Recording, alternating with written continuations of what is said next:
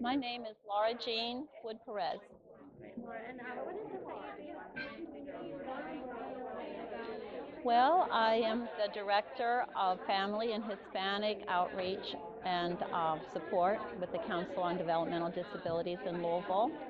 And I also volunteer at Joshua's Friends, KPFC, and Open Arms, which is the Grandparents Raising Grandchildren group. And what part of Kentucky are you from? But we live in Radcliffe in Hardin County. Okay. And you are a grandmother raising a grandchild, Yes. correct? Can you tell me a little bit about that? Well, my grandson, Bryce, is 6, and I basically raised him since he was 2 weeks old when he came home from the hospital. And my daughter and her husband were not able to take care of the children. The state of Kentucky removed the children from their care. And was living with them, and so I was given placement of the children. And 2.5 years later, the issues were still not resolved, and the oldest child was placed in the custody of his biological father in Tucson, which I still cry about that. And the baby was given into my custody.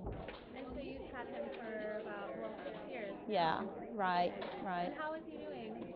Well, we have our struggles because he's a special needs child.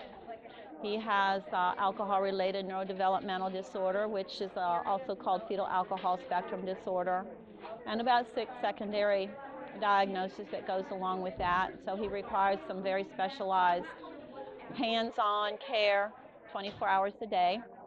But and in the beginning it was hard because I didn't know what to do or where to go for help.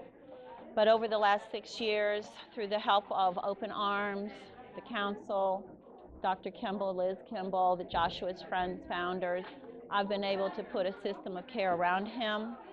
And he goes to aquatic OT at the pool, at the Home of the Innocents, and he horseback rides. And he does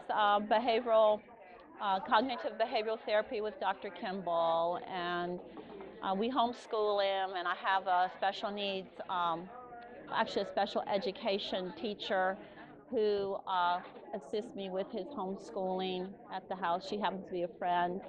So he's doing very well.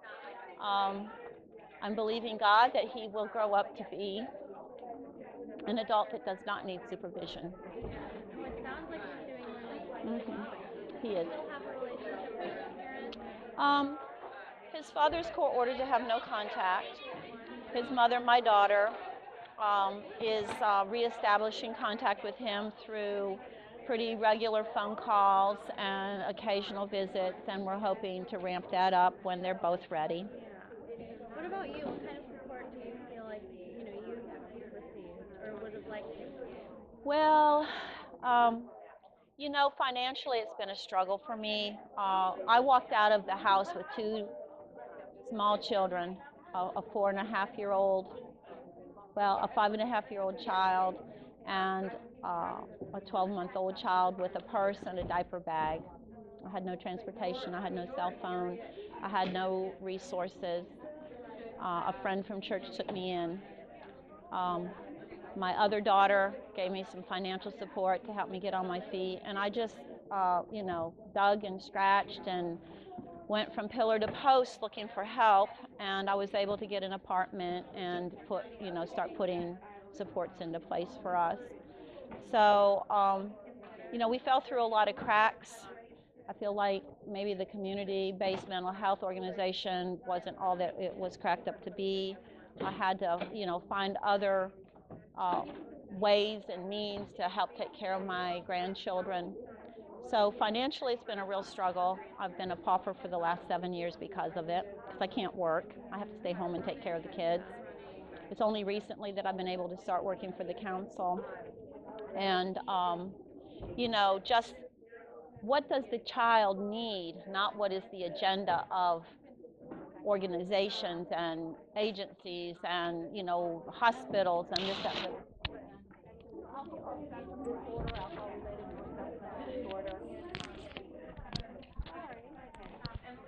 is a real difficult thing because each case is very individual, and even from moment to moment, things shift with him because he has a very severe central nervous system dysregulation and a lot of sensory issues, and what might work for 1 second of the day won't work for the rest of the day. So you always constantly have to be shifting and using different strategies and tools with him. So, the behavioral support, financial support, I felt very alone and isolated, a grandma. I didn't even know that there was a special needs bus at the school. I didn't know these things. I had to educate myself. And not everybody has the perseverance or, the space in their life to do that like I did. Well, he's lucky to have you. It sounds like you are getting the support that, I mean, you went out and chased. What about you? What do you do for yourself, Well, balance both of that? I have some great friends, and I've made friends with, this nonprofit agencies. That's kind of become my culture, my family. Um, And if you have any other questions, I spend a lot of time praying and talking to God about these things, and that's a huge source of strength and comfort to me. And I